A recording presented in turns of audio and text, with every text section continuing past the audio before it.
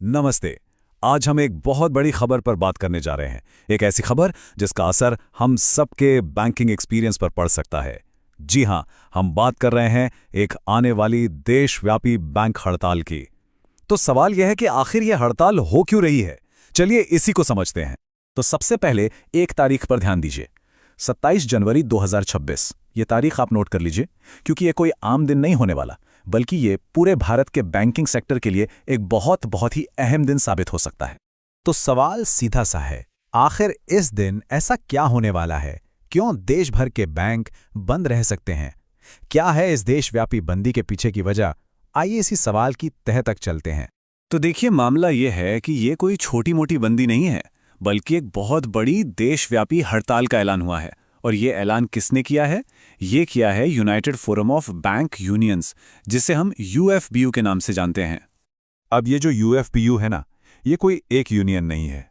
ये देश की लगभग सभी बड़ी बैंक यूनियनों का एक अम्ब्रेला ऑर्गेनाइजेशन, मतलब एक संयुक्त मंच है। और इसका सीधा मतलब ये है कि पब्लिक सेक्टर बैंकों के लगभग सारे के सारे कर्मचारी इस हड़ताल का हिस्सा बनने वाले हैं। तो इसका असर बहुत बड़ा हो। अब आप सोच रहे होंगे कि क्या हड़ताल पर जाने से पहले कोई बातचीत नहीं हुई, कोई सुलह की कोशिश नहीं की गई? तो जी हां, कोशिश तो हुई, लेकिन वो नाकाम रही। और यही वजह है कि हम आज इस हड़ताल की बात कर रहे हैं। हाल ही में हुई एक बहुत जरूरी मीटिंग फेल हो गई। बात है 14 जनवरी 2026 की। इस दिन हड़ताल को टालने के लिए एक आखिरी कोशिश की गई। एक तरफ थी बैंक यूनियनें यानी यूएफबीयू, और दूसरी तरफ इंडियन बैंक्स एसोसिएशन यानी आईबीए। इन दोनों के बीच एक बहुत ही अहम बैठक हुई। और इस बैठक में हुआ क्या? यहीं पर आकर बात अटक गई।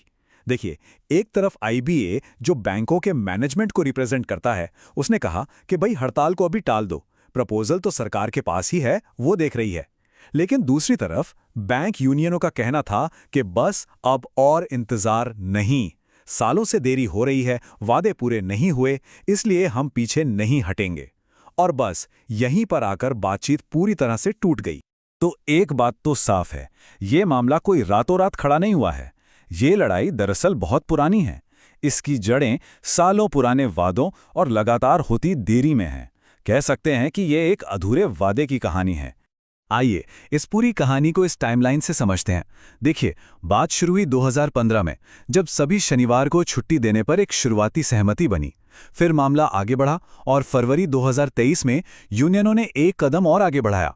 उन्होंने कहा कि ठीक है, हम रोज 40 मिनट ज्यादा काम कर लेंगे, बस हमें 5 दिन का हफ्ता दे दो। लेकिन इसके बाद क्या हुआ? 2 साल से भी ज्यादा हो गए और ये प्रपोजल सरकार के पास बस अटका हुआ है। और इसी वजह से अब जनवरी 2026 में यूनियनों के पास हड़ताल के अलावा कोई रास्ता नहीं बचा। तो सवाल ये उठता है कि आखिर बैंक यूनियनें इस 5 दिन के हफ्ते की मांग पर इतनी क्यों अड़ी हुई हैं? इसके पीछे क्या तर्क हैं? चलिए अब हम उनकी 5 सबसे बड़ी और सबसे जरूरी वजहों को एक एक करके समझते हैं। सबसे पहली और शायद सबसे बड़ी वजह है पॉलिसी में असमानता। अब इसका मतलब क्या है? इसका मतलब बहुत सीधा है। यूनियनों का कहना है कि जब एक जैसी सरकारी संस्थाएं हैं, तो उनके काम करने के नियम और पॉलिसी भी तो एक जैसे होने चाहिए ना। और ये जो असमानता है, वो इस टेबल में बिल्कुल साफ दिखती है। जरा देखिए, केंद्र सरकार के सारे दफ्तर मंडे टू फ्राइडे, कई सारे प्राइवेट और विदेशी बैंक, वो भी मंडे टू फ्राइडे। लेकिन हमारे पब्लिक सेक्टर बैंक, जो सरकार की ही सारी बड़ी बड़ी योजनाएं जमीन पर उतारते हैं, उन्हें महीने के 2 शनिवार काम करना पड़ता है।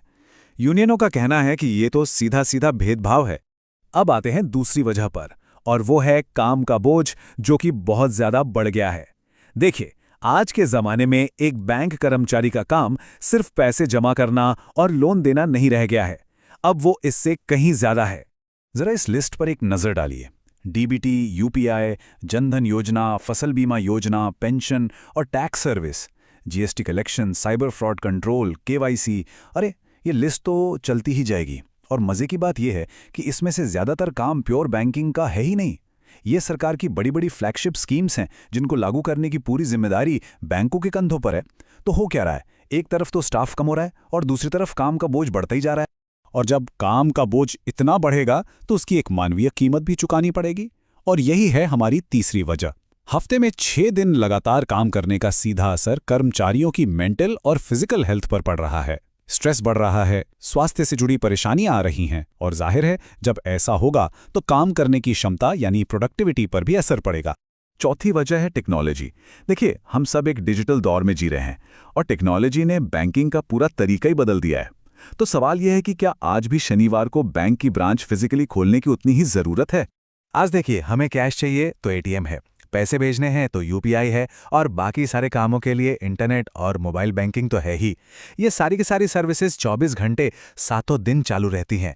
तो ऐसे में अगर शनिवार को ब्रांच बंद भी हो जाए तो आम लोगों के काम पर बहुत ज़्यादा असर नहीं पड़ने वाला है। और अब आते हैं पांचवी और आखिरी वजह पर।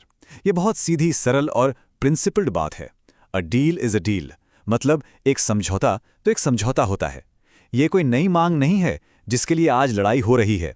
इस पर तो आईबीए और यूनियनों के बीच पहले से ही एक लिखित सहमति हो चुकी है।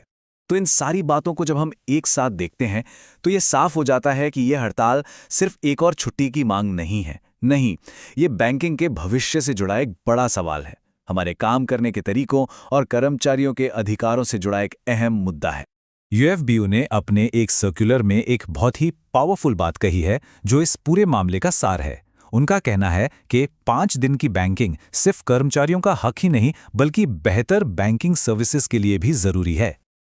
और ये जो चार्ट है ये पूरी तस्वीर को एक नज़र में साफ कर देता है। देखिए, जब केंद्र सरकार, ज़्यादातर राज्य सरकारें, प्राइवेट सेक्टर और यहाँ तक कि हमारे डिजिटल सिस्टम्स सबके सब 5 दिन के वर्क कल्चर पर चल रहे हैं, तो फिर पब्लिक सेक्टर बैंक्स ही इस सिस्टम से अलग थलग क्यों हैं? वो एक अपवाद क्यों बने हुए हैं? और आखिर में ये पूरा मामला हमें एक बहुत बड़े सवाल पर लाकर खड़ा कर देता है। क्या अब वक्त नहीं आ गया है कि हम अपनी संस्थाओं को, खासकर बैंकिंग सेक्टर को, आज के ज़माने की ज़रूरतों के हिसाब से मॉडर्न बनाएं? इस सवाल पर सोचना बहुत